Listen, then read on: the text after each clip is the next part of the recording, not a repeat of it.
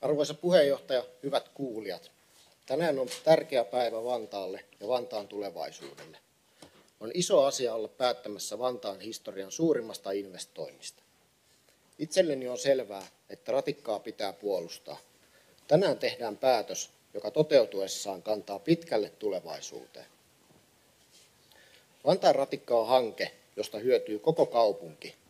Se luo edellytyksiä työpaikkojen syntyyn ja kasvuun.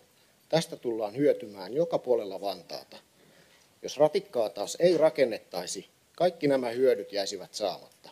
Jäljelle jäisi vain iso kysymysmerkki. Vantaa tarvitsee investointeja, joilla parannamme imagoamme ja vetovoimaamme.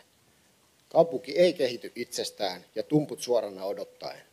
Ratikka on juuri investointi, jolla parannamme Vantaan houkuttelevuutta.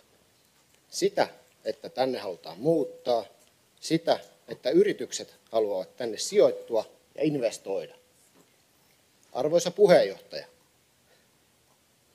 Vantaa kaipaa kipeästi työpaikkoja. Ratikan työllisyysvaikutus on huikea. On aika hienoa todeta, että ratikan rakennusaikaiset työllisyysvaikutukset ovat samaa luokkaa kuin jäämurtajatilauksen. Samalla syntyy pysyviä työpaikkoja. On tärkeää varmistaa, että hankkeen aikana noudatetaan lakeja ja työehtosopimuksia.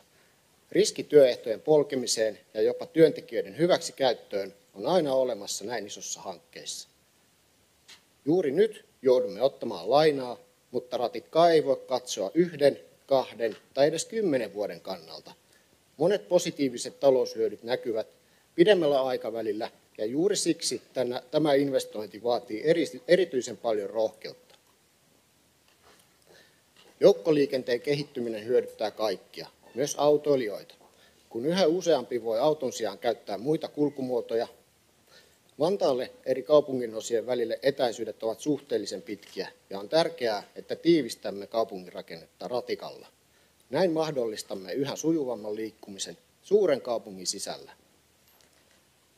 Ratikka on investointi, jonka tarvitsemme. Investointi, jonka ansaitsemme. Investointi, joka meidän on uskallettava tehdä. Tulevaisuus kertoo, että onnistuimme. Kiitos.